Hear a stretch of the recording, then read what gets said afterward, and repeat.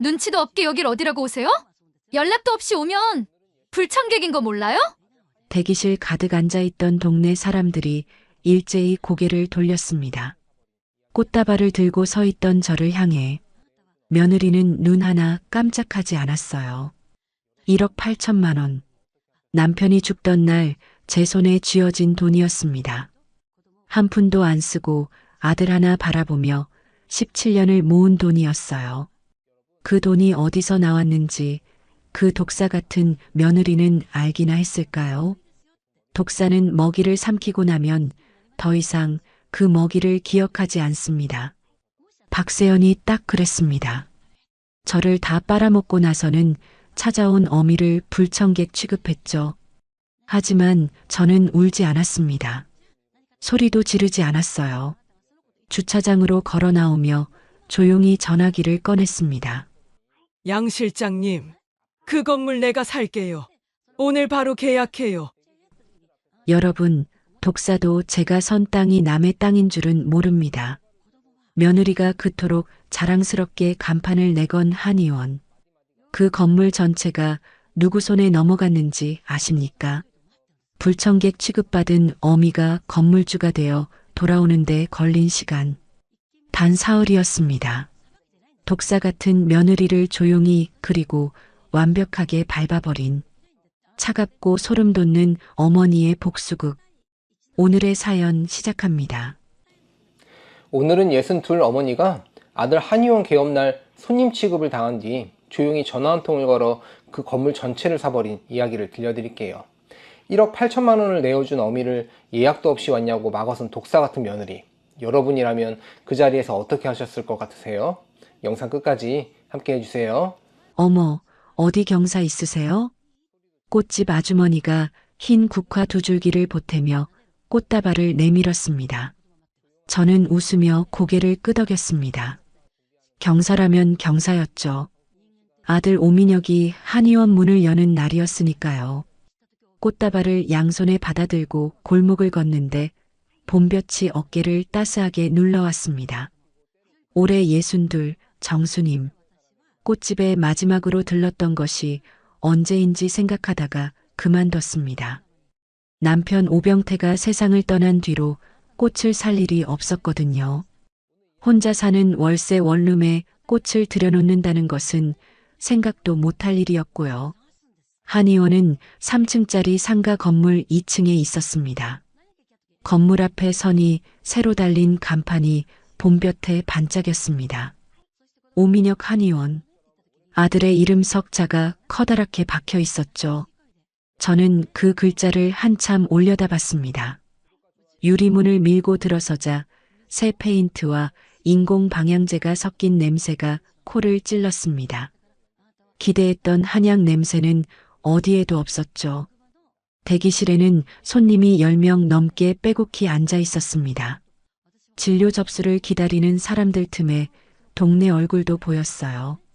개업 소식을 듣고 찾아온 분들이었습니다. 접수대 안쪽에 며느리 박세연이 서 있었습니다. 흰 가운을 단정하게 걸치고 머리를 올린 박세연은 저를 알아보는 순간 환하게 웃으며 걸어 나왔죠. 어머니 오셨어요. 박세연이 제 어깨를 살며시 감싸며 꽃다발을 받아들었습니다. 손끝이 어깨를 파고드는 감촉이 서늘했어요. 어머나 꽃까지 사오셨어요. 어머니 참 마음이 고우시네. 그 칭찬이 대기실 손님들에게 들리도록 조금 크게 나왔습니다. 저는 아들이 어디 있는지 둘러봤죠.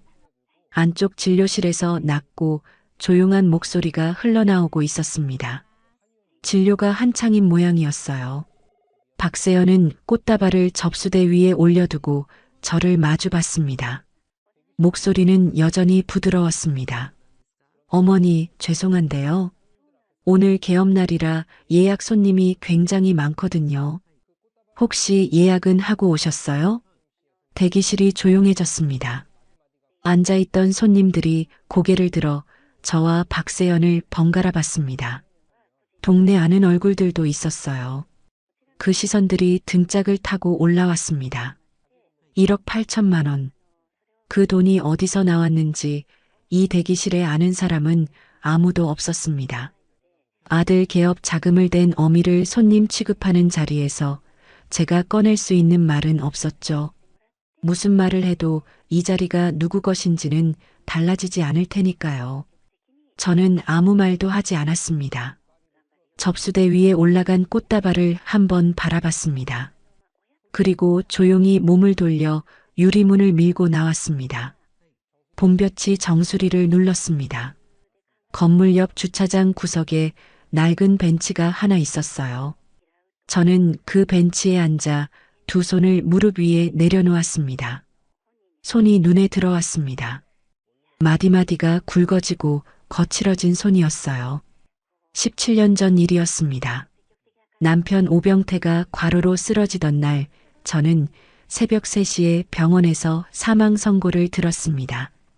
그로부터 사흘 뒤 손에 쥐어진 서류가 하나 있었죠. 보험금과 퇴직금을 합산한 금액이었습니다. 1억 8천만 원이었습니다. 아무에게도 알리지 않았습니다. 아들에게도 친정 식구에게도요. 그 돈을 통장 깊숙이 봉인하고 월세 35만 원짜리 원룸으로 이사했습니다. 동네 반찬 가게에서 파트타임으로 일하며 생활비를 벌었어요.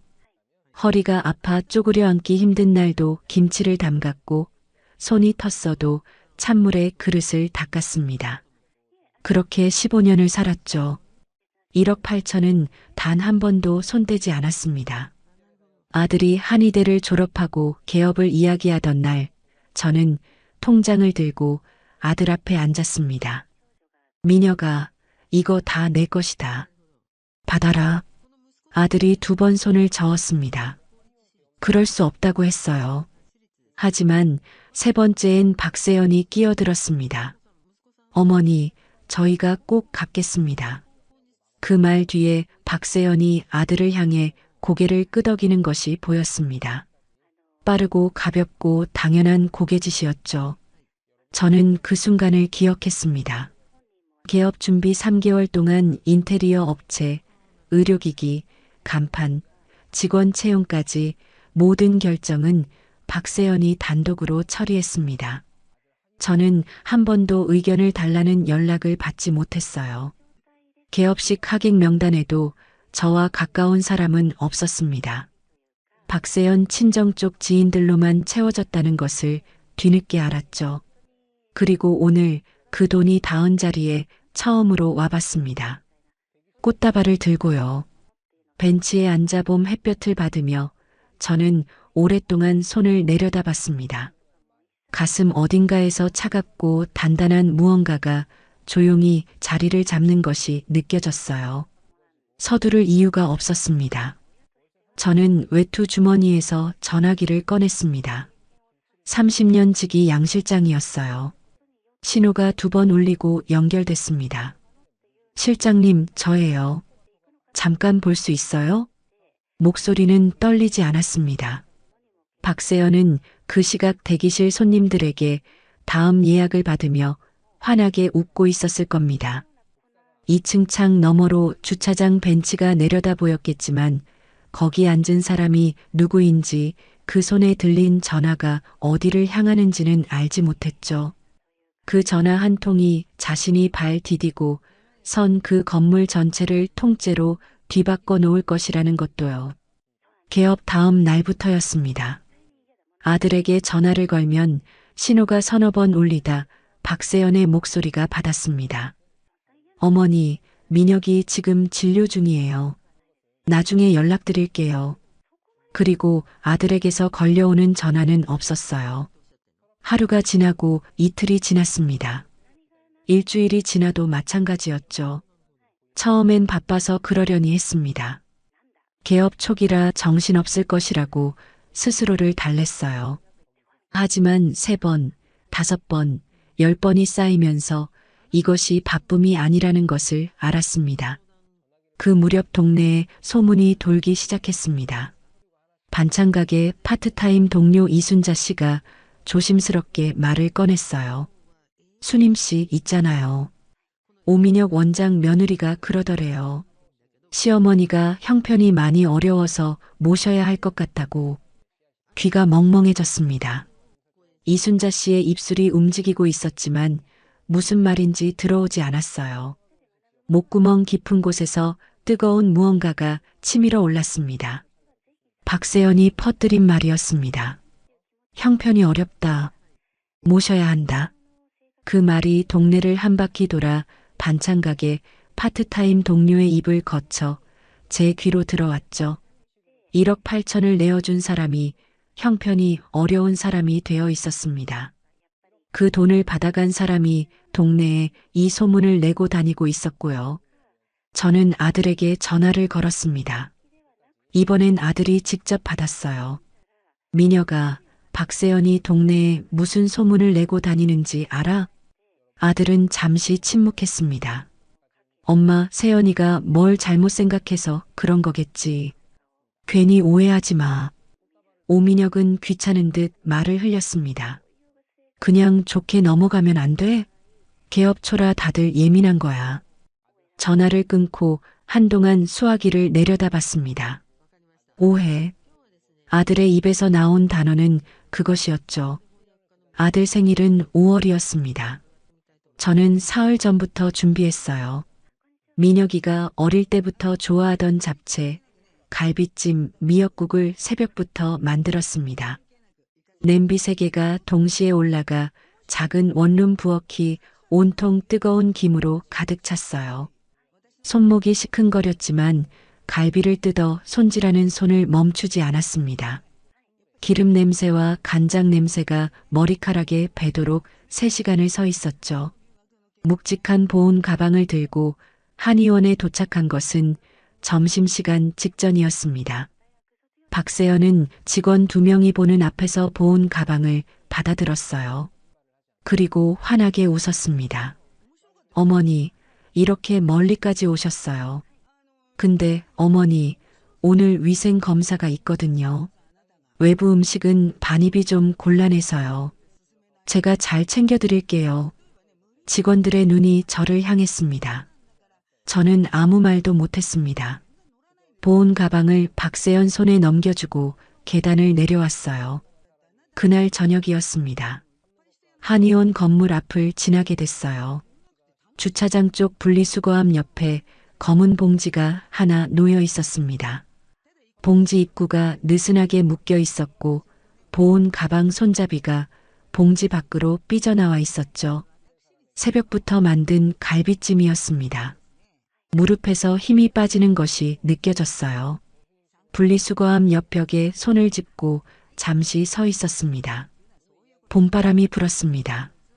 봉지가 살짝 흔들렸어요. 괜찮아.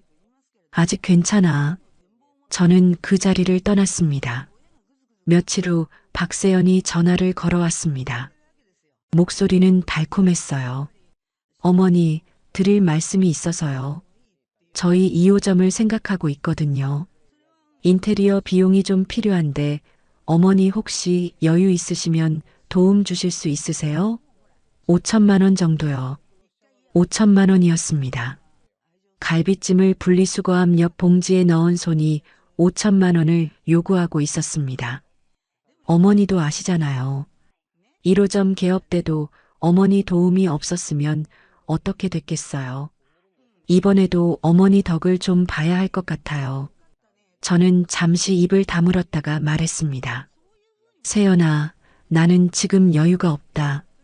전화기 넘어가 잠깐 조용해졌어요. 그리고 박세연의 목소리가 조금 낮아졌습니다. 어머니, 솔직히 여쭤봐도 될까요? 가족한테 이러시는 건 좀 너무하신 거 아니에요? 저희가 어머니를 어떻게 생각하는지 아시잖아요. 이러실 거면 저희도 어머니한테 잘하고 싶어도 할 수가 없잖아요. 저희가 꼭 갚겠습니다. 하며 두 손으로 통장을 받아가던 사람이 이 소리를 하고 있었습니다. 가족한테 너무하다. 잘할 수가 없다. 저는 전화기를 귀에서 천천히 내렸어요. 박세연의 목소리가 계속 흘러나오고 있었지만 더 이상 귀에 닿지 않았습니다. 그날 밤 잠을 이루지 못했어요. 천장을 바라보며 왜 이 오랜 시간을 참아왔는지 되물었습니다. 아들이었습니다. 늘 아들이었죠. 그런데 그 아들은 박세연의 소문을 오해라고 두둔했습니다. 새벽부터 만든 갈비찜이 쓰레기 봉지에 들어가는 동안 아무것도 몰랐어요. 5천만 원을 요구하는 아내 편에서 어미에게 좋게 넘어가라고 했습니다. 창밖에 가로등 불빛이 반짝이고 있었습니다. 참음에는 이유가 필요합니다.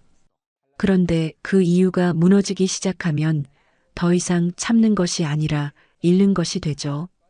박세연은 그날 밤 제가 어떤 생각을 하고 있는지 알지 못했습니다.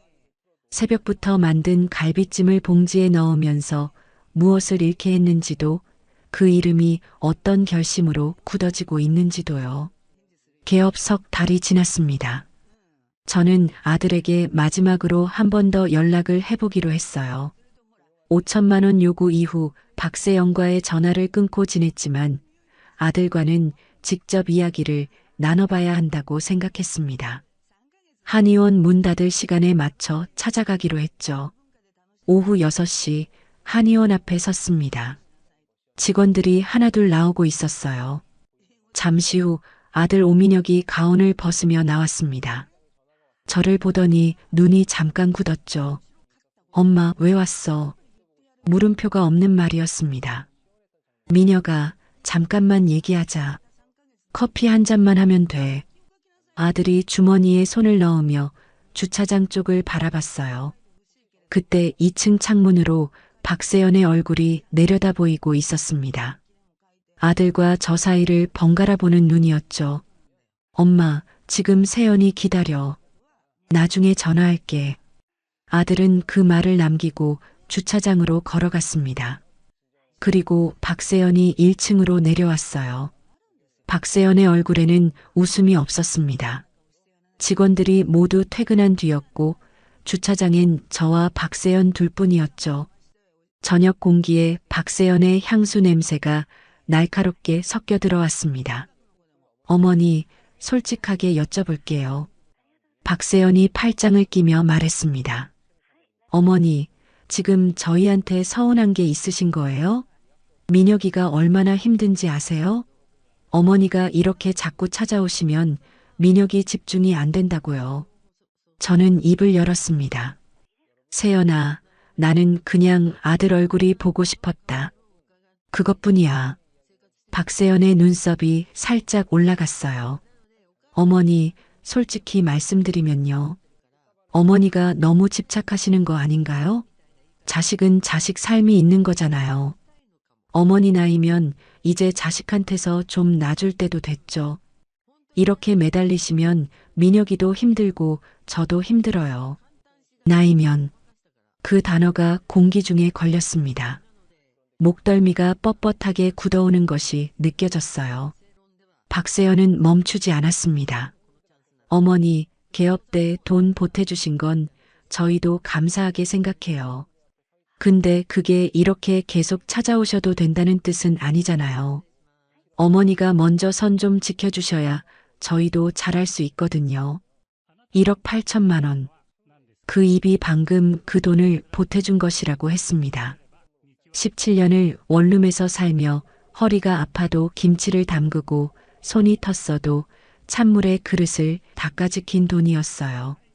새벽부터 만든 갈비찜이 쓰레기 봉지에 들어가는 것을 본 그 손이 지금 팔짱을 끼고 서 있었습니다. 저희가 꼭 갚겠습니다. 하며 통장을 받아가던 사람이 이 소리를 하고 있었습니다. 아들 차에서 경적이 한번 울렸습니다. 박세연이 가방 끈을 고쳐 잡으며 몸을 돌렸어요. 어머니, 이제 그만 들어가세요. 그 나이에 밤바람 맞으시면 몸에 안 좋잖아요. 주차장을 빠져나가는 차 미등이 사라지고 나서도 한동안 그 자리에 서 있었습니다. 봄이 끝나가는 저녁 공기가 목덜미를 파고들었어요. 1시간쯤 지났을까 아들에게서 전화가 왔습니다. 엄마, 나도 힘들어. 세연이 눈치 보는 거 알아? 엄마가 자꾸 이러면 나는 어떡하라고. 나도 사이에 끼어서 죽겠다고. 저는 아무 말도 하지 않았어요. 엄마, 좀 이해해줘. 나도 피해자야. 전화가 끊겼습니다. 여러분, 저는 그날 처음으로 분명히 알았습니다. 이 사람들은 고칠 수 없다는 것을요. 손을 내밀수록 그 손을 꺾어버리는 것이 이 두 사람의 본성이라는 것을요. 집으로 돌아왔습니다. 불을 켜지 않은 채 식탁 의자에 앉았어요. 어두운 방 안에 박세연의 목소리가 맴돌았습니다. 그 나이에 밤바람 맞으시면 몸에 안 좋잖아요. 돈 보태주신 건 감사하게 생각해요. 매달리시면 민혁이도 힘들어요. 손바닥으로 식탁 면을 짚었습니다. 차가운 감촉이 손바닥을 타고 팔꿈치까지 올라왔어요. 이대로는 안 돼. 이대로 끝낼 수 없어. 저 사람이 내 아들을, 내 돈을, 내 17년을 전부 삼키고 나서 나를 밤바람에 세워두는 걸 두고 볼 수 없어. 내가 뭘 해줬는지 기억하게 해줘야 해.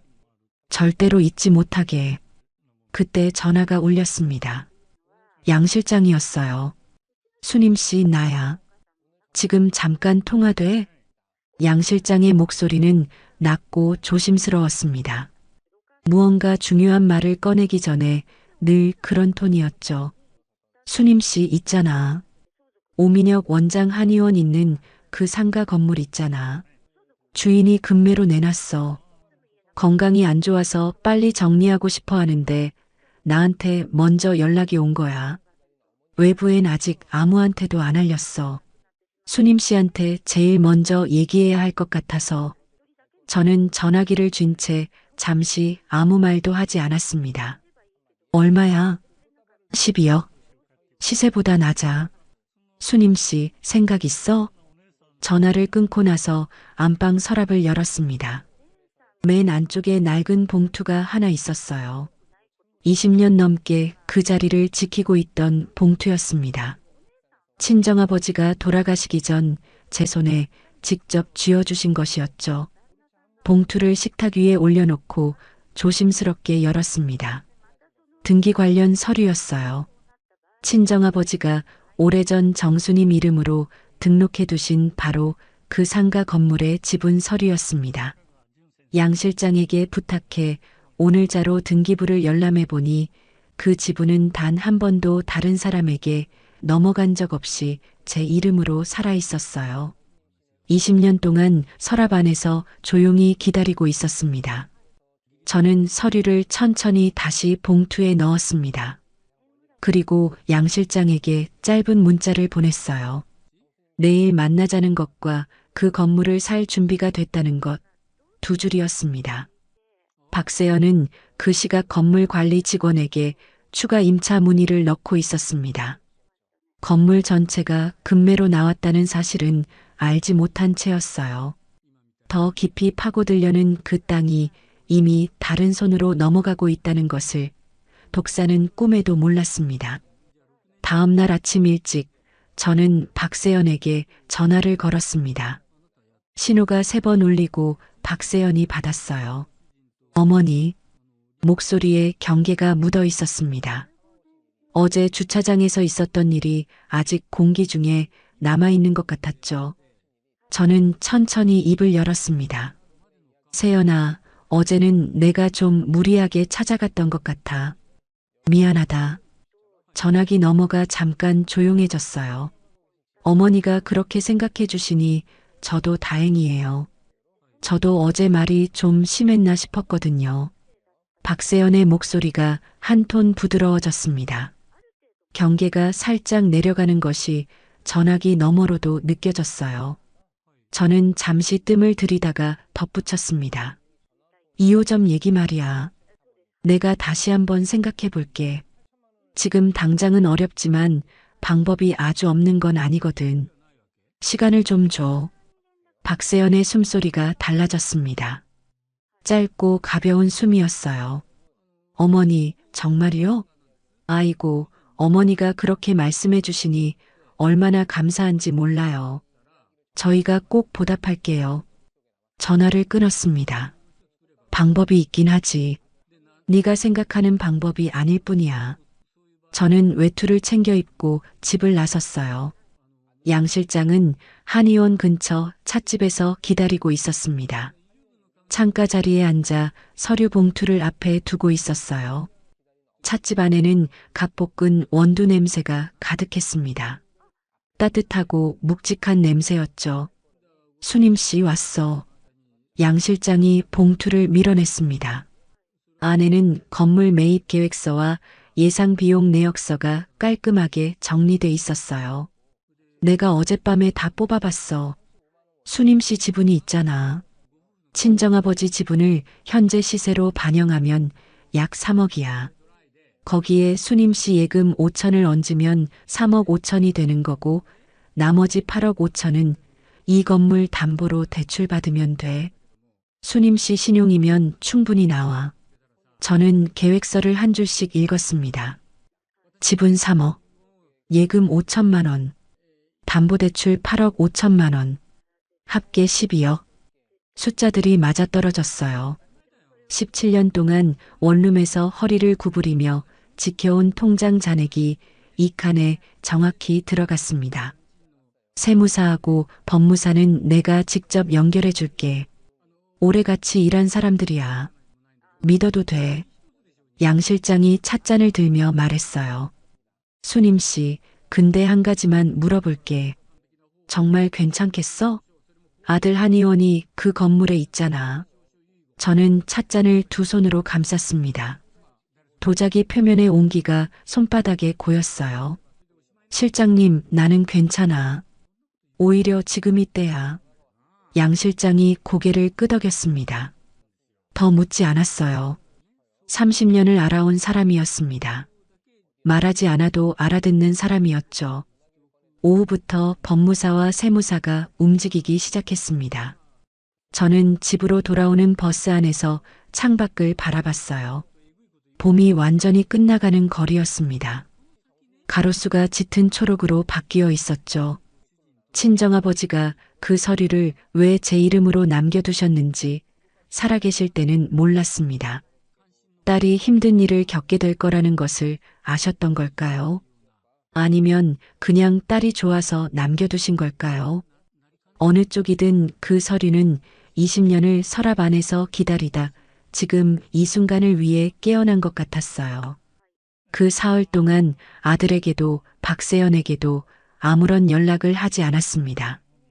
평소와 똑같이 반찬 가게 파트타임 일을 했어요. 똑같이 아침을 먹고 똑같이 저녁을 차렸습니다. 박세연이 아침에 보낸 문자가 한 통 와 있었죠. 어머니, 어제 통화 감사했어요. 저희 잘해봐요. 저는 그 문자를 읽고 전화기를 식탁에 내려놓았습니다. 박세연은 그 사흘 동안 건물관리 직원에게 추가 임차 계약을 서두르고 있었어요.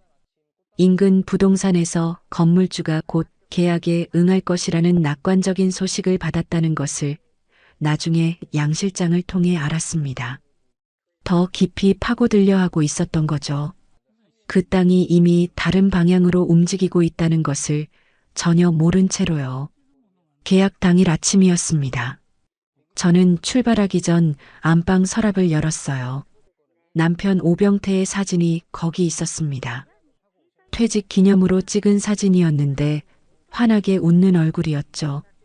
저는 사진을 한동안 바라봤습니다. 당신이 남긴 돈이 어디로 가는지 봐요. 잘 쓰는 거지요? 서랍을 닫고 서류 봉투를 집어들었습니다. 오전 11시 양 실장과 법무사와 함께 건물 소유주를 만났어요. 소유주는 7순이 넘은 노인이었습니다. 병원을 오가느라 더 이상 건물 관리가 힘들다고 했어요. 계약서를 펼치며 손이 조금 떨렸지만 목소리는 또렷했습니다. 잘 부탁드립니다. 저는 펜을 들었습니다. 서명하는 손이 떨리지 않았어요. 계약서에 정수님이라는 이름 석자가 찍히는 순간 12억 상가 건물의 새 주인이 확정됐습니다. 양 실장이 제 옆에서 조용히 어깨를 두드렸어요. 아무 말도 없었습니다. 그 침묵이 어떤 말보다 묵직했죠. 찻집을 나오는데 오후 햇볕이 쏟아졌습니다. 건물 쪽으로 고개를 돌리니 2층에 오민혁 한의원 간판이 반짝이고 있었어요. 그 간판이 걸린 건물이 이제 제 것이었습니다.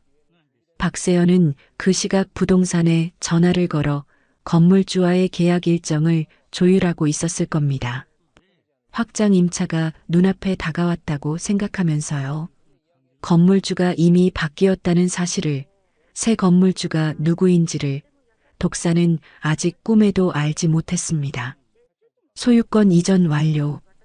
법무사에게서 문자가 온 것은 계약 다음 날 오전 10시였습니다.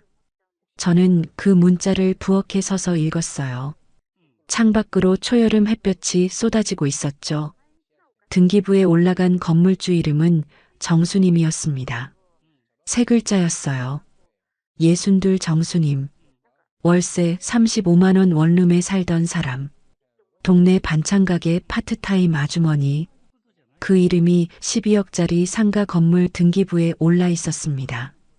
저는 전화기를 내려놓고 외투를 챙겼습니다. 건물 앞에 도착한 것은 오전 11시였어요. 평일 오전이라 골목은 한산했습니다. 저는 건물 정면에 서서 간판을 올려다봤죠.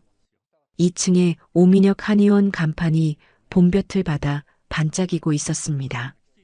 그 간판이 걸린 건물이 이제 제 것이었어요. 1층 카페로 들어갔습니다. 창가 자리에 앉아 커피를 시켰어요. 갓 내린 커피 향이 퍼져나왔습니다.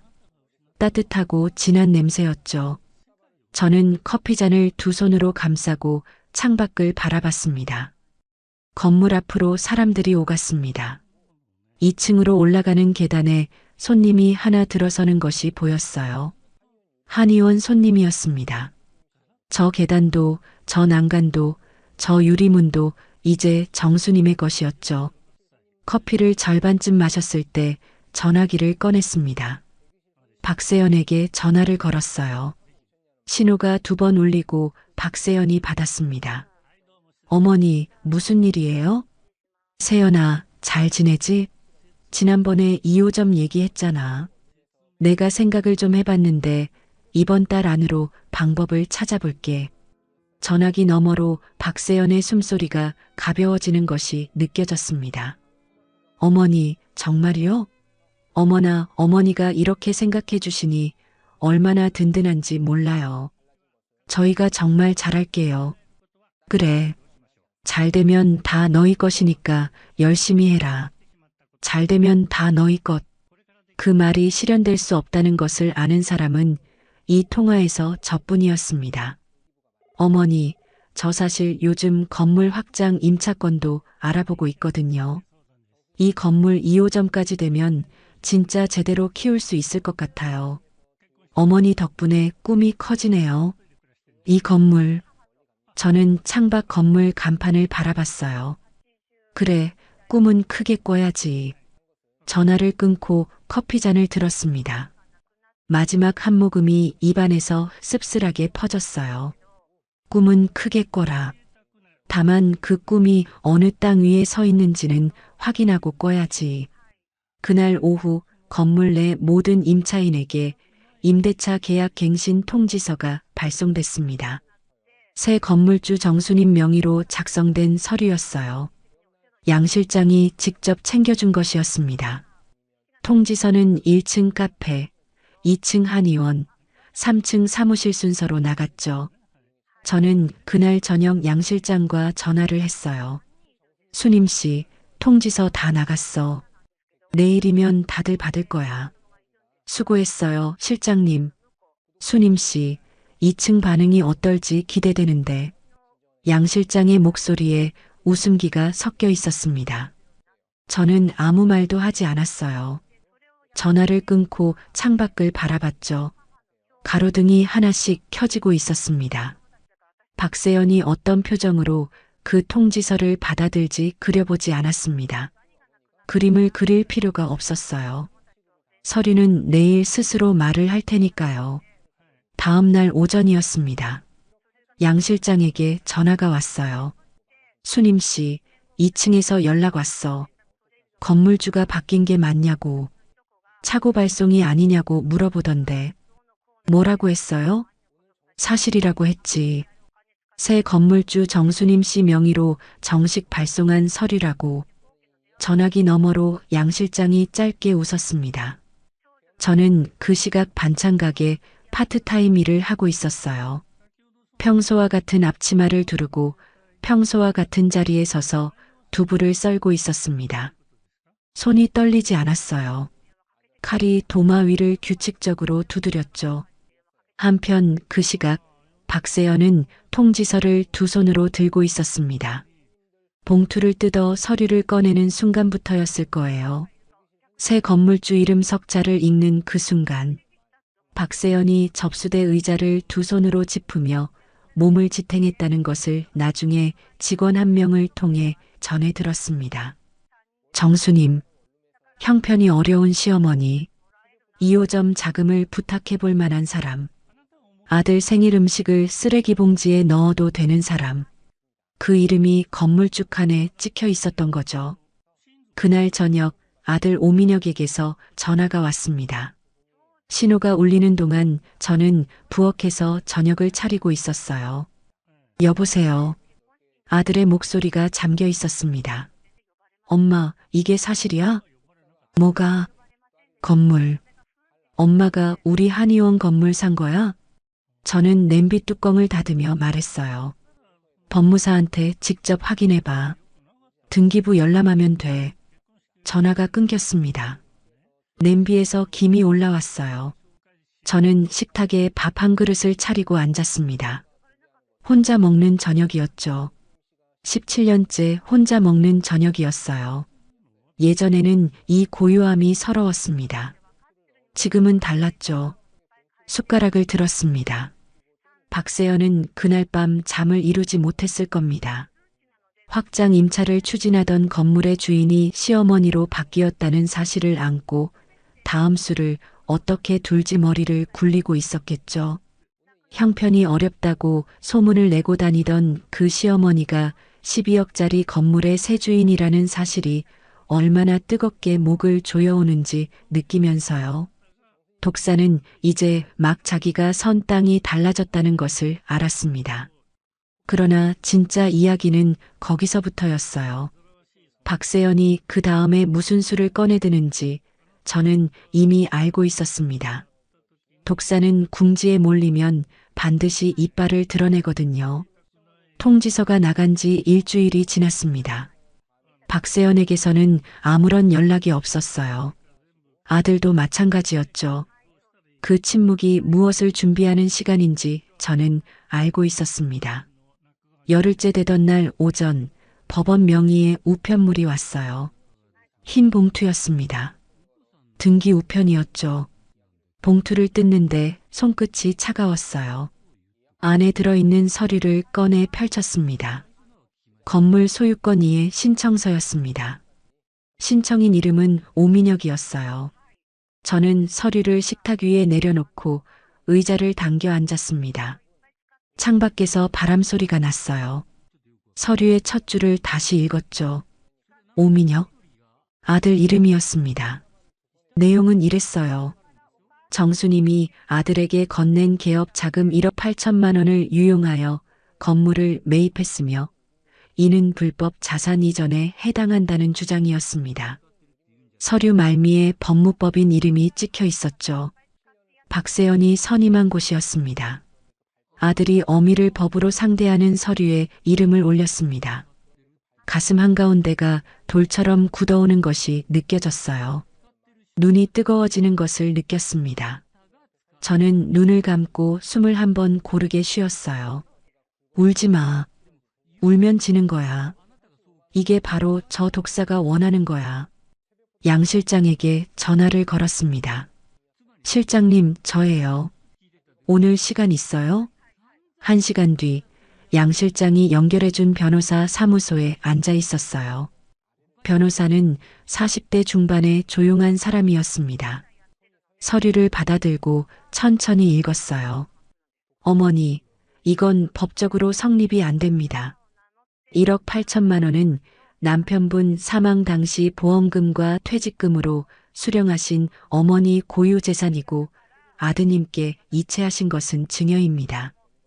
건물 매입은 그로부터 수개월 후 지분과 별도 예금, 담보대출로 이루어진 완전히 다른 사건이에요.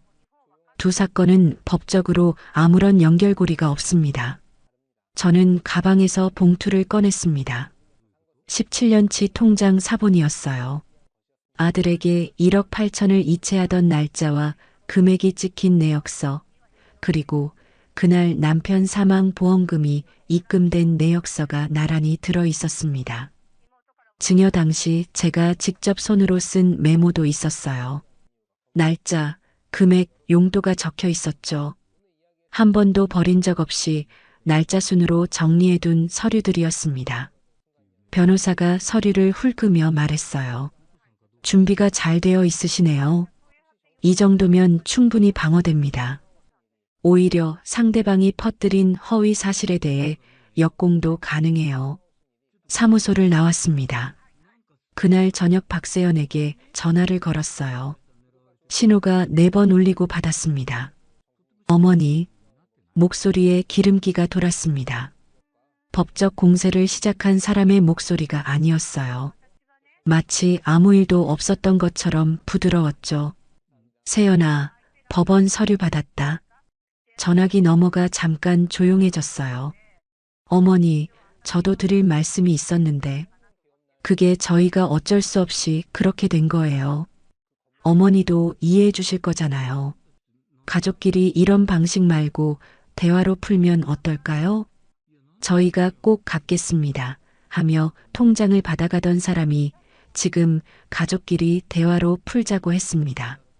세연아, 대화는 좋지.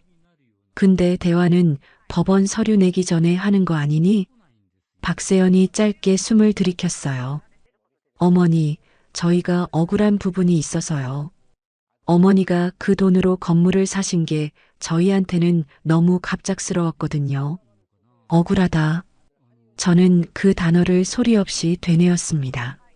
세연아, 억울하다는 말이 나오니까 나도 한마디만 할게.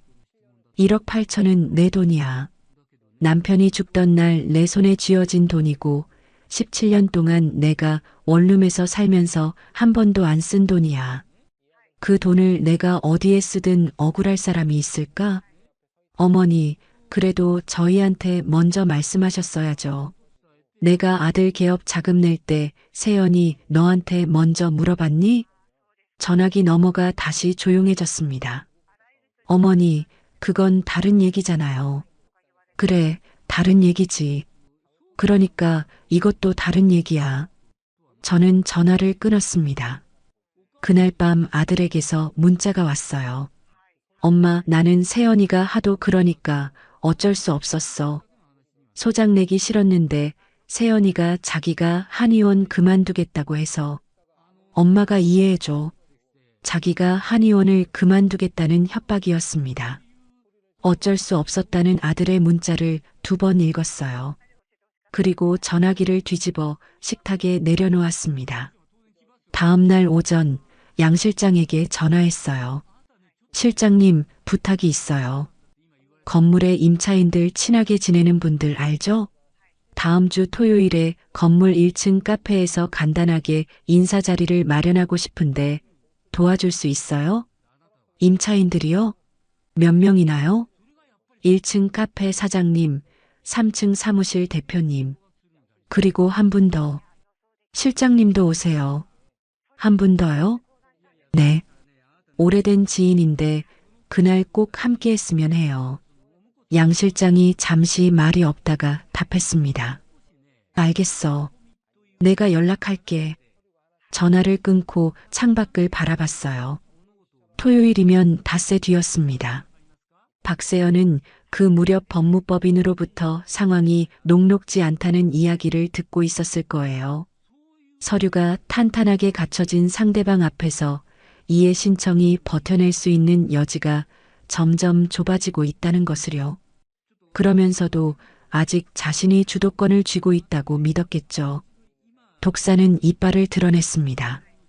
그러나 그 이빨이 자기 몸을 향하고 있다는 것을 토요일이 되어서야 알게 될 터였습니다. 토요일 오전 10시였습니다.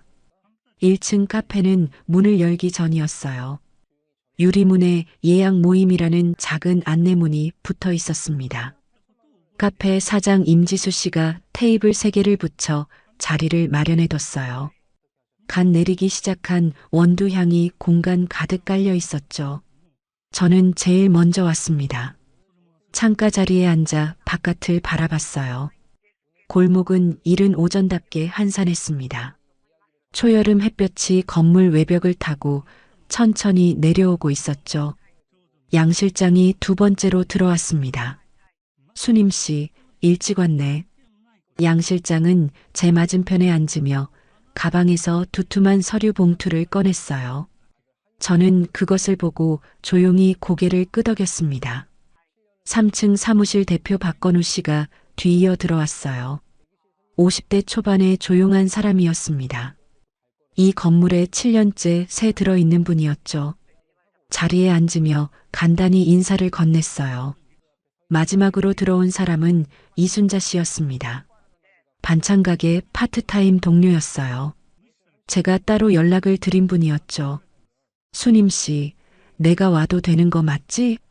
네, 와줘서 고마워요. 이순자 씨가 제 옆에 앉았습니다. 자리가 채워졌어요. 그때 계단 쪽에서 발소리가 들렸습니다. 박세연이었어요. 흰 블라우스에 재킷을 걸친 박세연이 카페 문을 열고 들어섰습니다.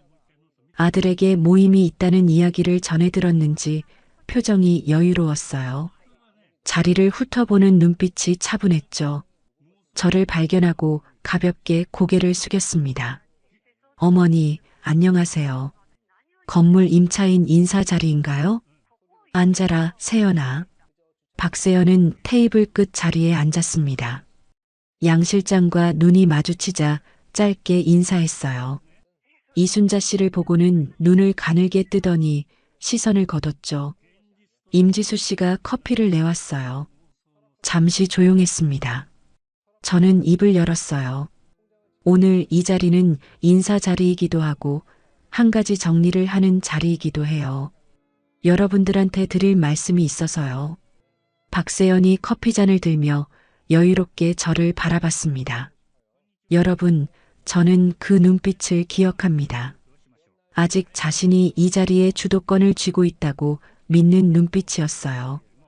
법원에 소장을 낸 사람의 눈빛이었고 시어머니를 동네에 형편없는 사람으로 소문냈던 사람의 눈빛이었습니다. 절정에 차 있었죠.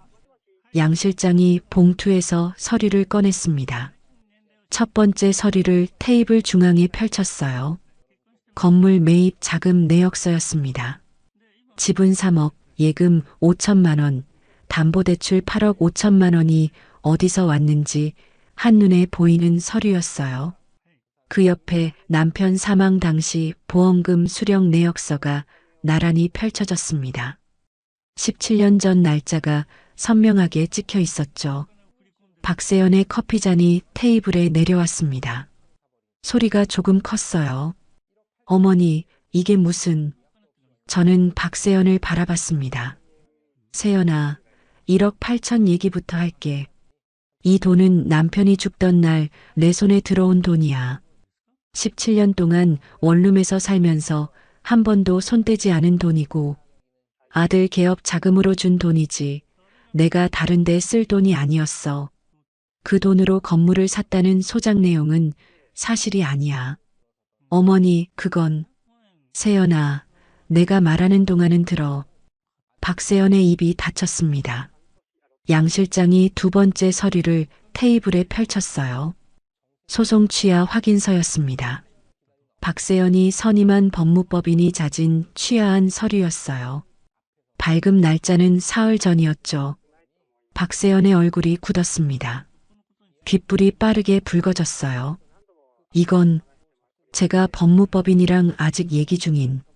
이미 취하됐어. 직접 확인해 보면 돼. 박세연이 테이블 위 서류를 내려다봤습니다.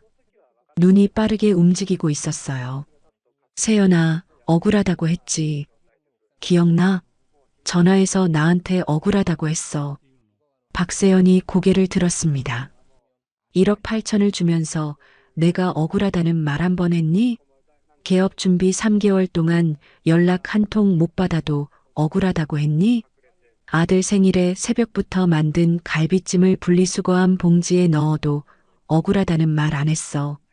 박세연의 입술이 미세하게 떨렸습니다. 억울하다고 하는 사람이 누구야? 1억 8천 받아간 사람이야? 준 사람이야? 테이블이 조용했습니다. 박건우 씨가 시선을 창밖으로 돌렸어요. 임지수 씨는 카운터 쪽에 서서 고개를 숙이고 있었습니다. 이순자 씨가 조용히 입을 열었어요. 저도 말씀드려도 될까요? 이순자 씨가 박세연을 바라봤습니다. 저 반찬 가게에서 수님 씨랑 같이 일해요. 몇 달 전에 세연 씨가 동네에 소문냈던 거 알아요. 시어머니가 형편이 어려워서 아들 부부가 모셔야 할 것 같다고. 그 말이 저한테까지 들어왔거든요. 박세연의 눈이 이순자 씨에게 고정됐습니다. 그 말 들었을 때 수님 씨 표정이 어땠는지 아세요? 저는 그날 수님 씨한테 말 꺼내는 게 더 힘들었어요. 박건우 씨가 낮게 혀를 찼습니다. 임지수 씨가 고개를 들었다가 다시 내렸어요. 조금 전까지 박세연을 한의원 원장 사모님으로 바라보던 눈빛들이 그 순간 일제히 방향을 바꿨습니다.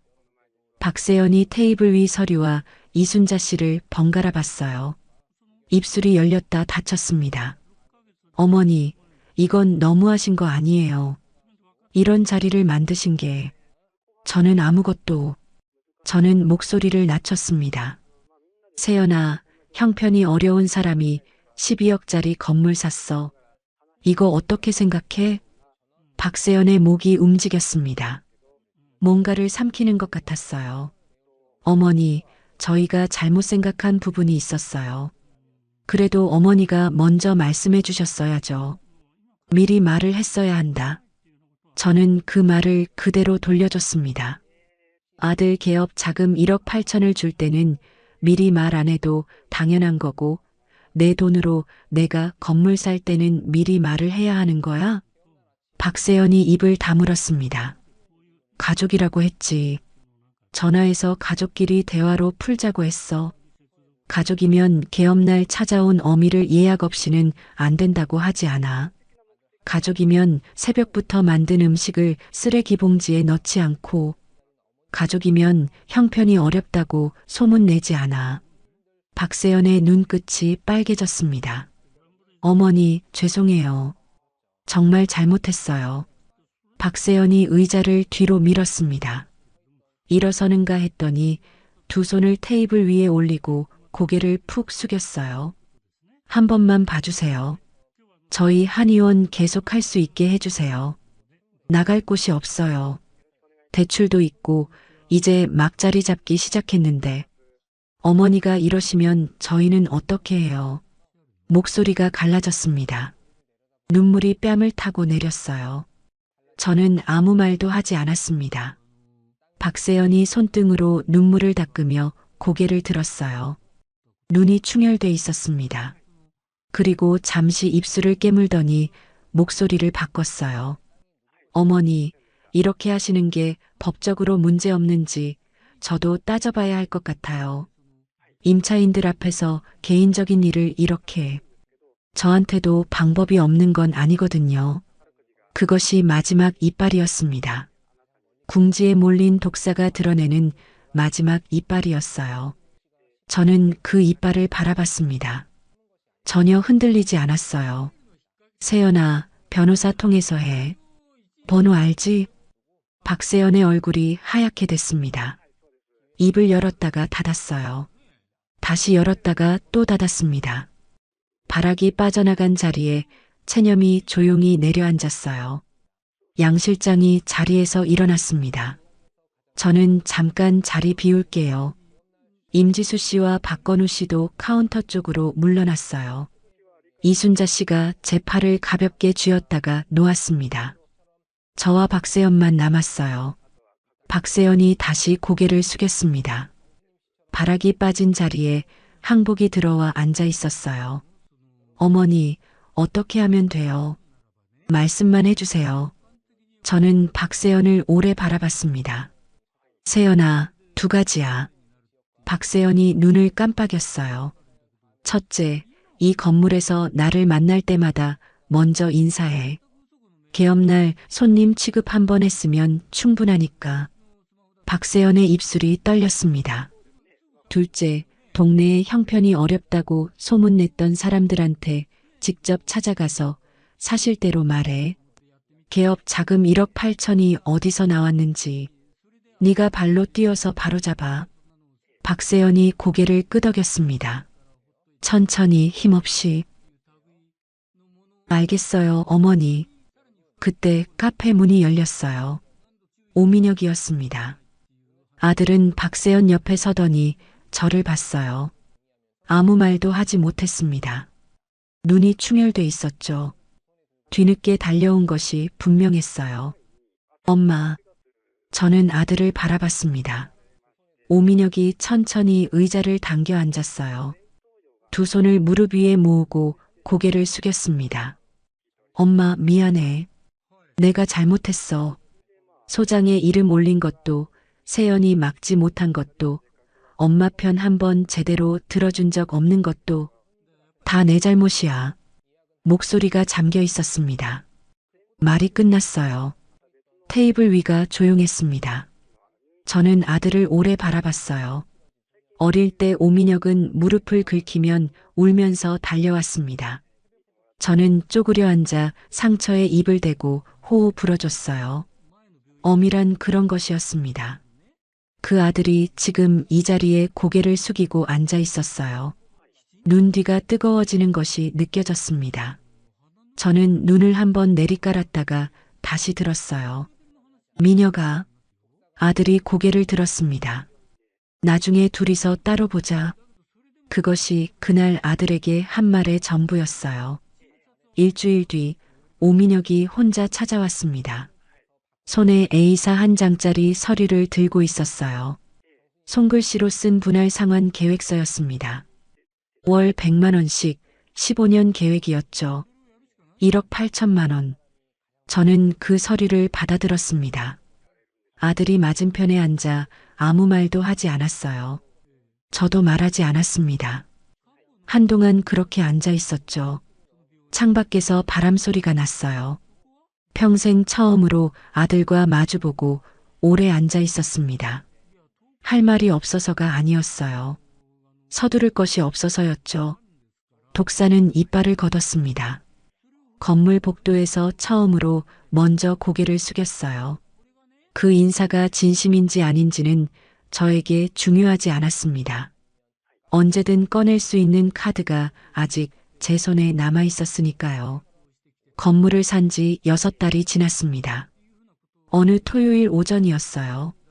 저는 시장에서 화분 12개를 샀습니다. 옥상까지 2번에 나눠 들고 올라갔죠. 땀이 났어요. 숨이 찼습니다. 그래도 괜찮았어요. 옥상은 조용했습니다. 바람이 불었어요. 초여름을 지나 가을로 접어드는 바람이었습니다. 풀냄새가 섞여 있었어요. 저는 화분을 난간 쪽으로 하나씩 옮겨 놓았습니다. 방울토마토 2개, 바질 3개, 국화 7개였어요. 옥상 난간에 줄지어 자리를 잡은 화분들이 아침 햇볕을 받아 반짝였습니다. 저는 그 옆에 접이식 의자를 펼치고 앉았어요. 아래로 골목이 내려다 보였습니다. 이른 아침이라 사람이 많지 않았어요. 1층 카페에서 임지수 씨가 문을 여는 것이 보였습니다. 2층 한의원 불이 켜졌어요. 박세연이 출근한 것이었죠. 저는 따뜻한 보리차 한 모금을 마셨습니다. 개업날 꽃집에서 골목을 걸어오던 때가 생각났어요. 봄볕이 따스했던 그 아침, 꽃다발을 두 손에 들고 유리문을 밀고 들어갔던 그 순간, 그리고 대기실 가득 앉아있던 사람들 앞에서 들었던 그 말. 어머니, 혹시 예약은 하고 오셨어요? 그 말이 이제는 가슴을 찌르지 않았습니다. 찌를 것이 없어졌어요.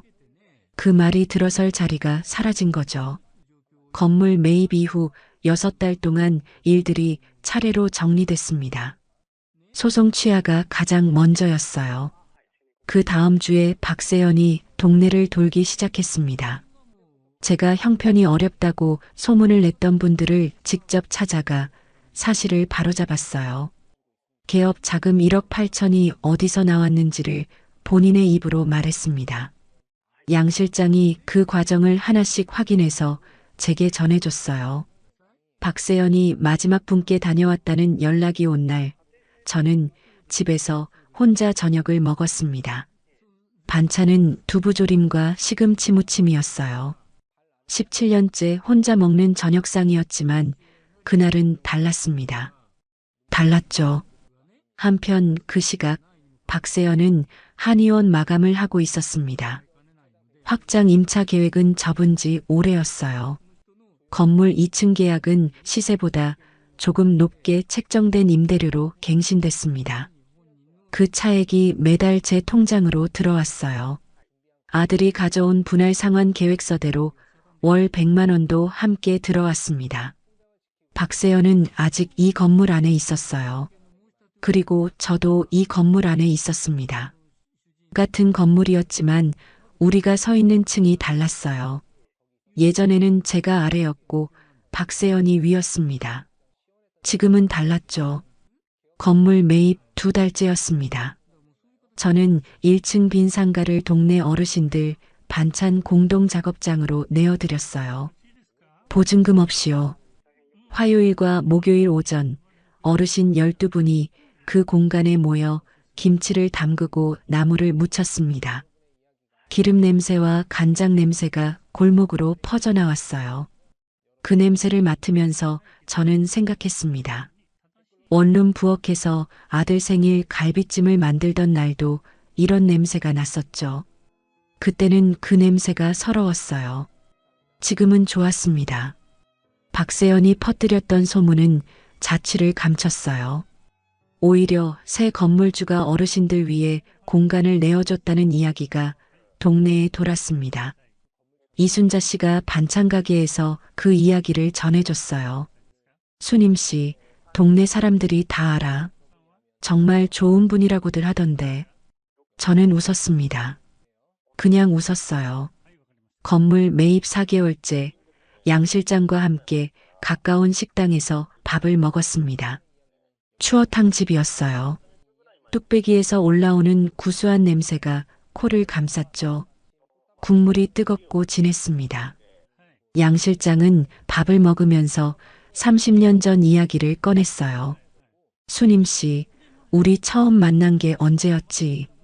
실장님이 반찬가게 건물 복덕방 직원이었을 때잖아요.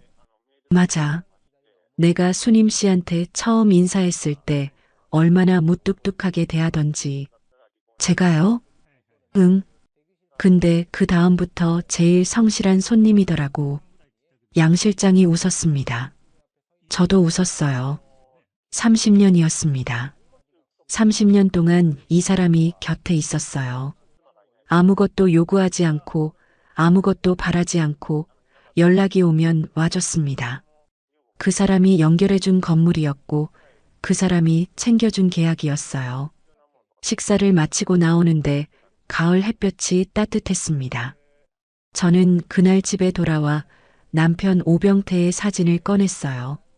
퇴직 기념 사진이었습니다. 환하게 웃는 얼굴이었죠. 그 얼굴을 한동안 바라봤어요. 당신이 남기고 간 돈이 어디로 왔는지 보여요. 17년 전 남편의 손에서 제 손으로 온 돈이 어떤 길을 걸어 어디에 닿았는지, 친정아버지가 서랍 속에 묻어두신 서류 한 장이 20년을 기다렸다가 어떻게 꽃을 피웠는지, 사진 속 남편이 웃고 있었습니다. 저도 웃었어요. 오늘 아침도 옥상에 올라와 화분에 물을 줬습니다. 방울토마토가 빨갛게 익었어요. 바질은 손바닥만큼 커졌고 국화는 아직 봉오리 상태였습니다. 물뿌리개를 들고 화분을 하나씩 돌아다니는데 아래층에서 소리가 올라왔어요. 한의원에서 직원들이 출근하는 소리였습니다. 저는 물을 주면서 그 소리를 들었습니다. 아무런 출렁임이 없었어요. 개업날 꽃집을 나서며 골목을 걷던 저와 지금의 저는 같은 사람이었습니다. 이름도 같고 나이도 같고 혼자라는 것도 같았어요. 달라진 것은 발걸음이었습니다. 그날 주차장 벤치에 앉아 있던 발걸음이 아니었습니다. 지금 이 발걸음은 달랐어요. 여러분, 오늘 정수님 씨의 이야기는 여기까지입니다. 저는 이 이야기를 정리하면서 한 장면이 계속 머릿속에 남았습니다. 개업날 아침 꽃다발을 두 손에 들고 아들 한유원 유리문을 밀고 들어서던 정수님 씨의 모습이었어요. 17년을 기다린 어머니의 발걸음이었습니다. 그런데 그 발걸음이 대기실 손님들 앞에서 멈춰섰죠. 예약은 하고 오셨냐는 말 한마디에 그 꽃다발을 들고 접수대 앞에 서 있던 정수님 씨의 손을 기억하십니까? 마디마디가 굵어지고 거칠어진 손이었습니다. 월세 35만원 원룸에서 15년을 살며 새벽부터 김치를 담그고 찬물에 그릇을 닦아온 손이었어요. 그 손이 이제는 자기 건물 옥상에서 화분에 물을 주고 있습니다. 방울토마토가 빨갛게 익어가는 화분 옆에서 보리차 한 모금을 마시며 아래를 내려다보고 있습니다. 같은 손이에요. 달라진 것은 그 손이 서 있는 땅이에요. 땅은 거짓말을 하지 않습니다. 독사가 아무리 넓게 또아리를 틀어도 발 아래 땅이 누구 것인지는 등기부가 말해줍니다. 소리를 질러서 바꾸는 것이 아니에요. 눈물로 호소해서 되는 것도 아닙니다. 정수님 씨는 울지 않았어요. 소리도 지르지 않았습니다. 그저 주차장 벤치에서 조용히 전화기를 꺼냈을 뿐이에요. 조용한 사람이 가장 멀리 갑니다. 참는 것과 준비하는 것은 다릅니다. 정수님 씨가 17년 동안 원룸에서 산 것은 참은 것이 아니었어요. 준비한 것이었습니다. 서랍 속에 봉투를 넣어두고 통장을 지키고 때를 기다린 것이었죠. 기회는 준비된 사람에게만 보이는 법입니다. 양 실장의 전화가 왔을 때 정수님 씨는 망설이지 않은 이유가 거기 있었습니다. 여러분께 여쭤보고 싶어요. 오늘 이야기에서 가장 시원했던 장면이 어디였나요? 개업날 주차장에서 전화기를 꺼내던 순간이었나요? 아니면 카페 테이블 위에 서류가 하나씩 펼쳐지던 그 순간이었나요? 혹시 정수님 씨처럼 오랫동안 조용히 참아오신 일이 있다면 댓글로 나눠주세요. 여러분의 이야기가 다음 사연의 씨앗이 됩니다. 구독과 좋아요, 알림 설정을 눌러주시면 여러분께도 정수님 씨처럼 진정한 행복이 찾아올 거예요. 댓글로 시청하고 계신 지역과 의견을 남겨주세요. 순전의 사연 다음에도 재미있는 사연으로 또 찾아뵙겠습니다. 항상 건강하시고 행복하세요. 감사합니다.